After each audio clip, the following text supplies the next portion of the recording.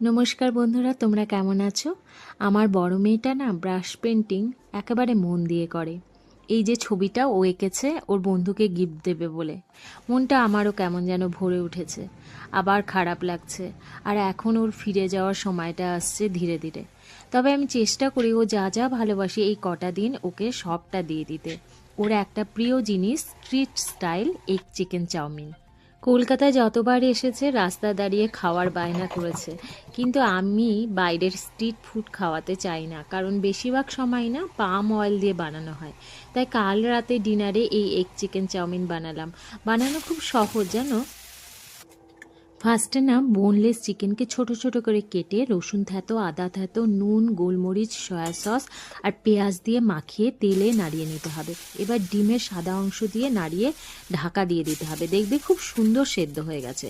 এবার ডিমকেও ভেজে নিতে হবে।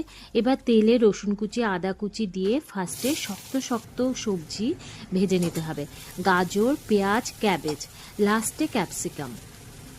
এবার নুন, গোলমরিচ, সয়া সস, টমেটো সস দিয়ে নাড়িয়ে সেদ্ধ চাউমিন দিয়ে দাও। সেদ্ধ চাউমিনে কিন্তু তেল মাখিয়ে রাখবে। এবার ভালো করে নেড়ে চিকেন আর ডিম দিয়ে আবার নাড়িয়ে নাও। ব্যাস, সার্ভ করো। খেতে এত টেস্টি হয় বুঝতেই পারবে না, স্ট্রিট ফুড নয়। আবার তুমিও খুশি, বাড়ির খাবারই খাওয়াচ্ছ। আজ এই পর্যন্ত, খুব ভালো থেকো তোমরা।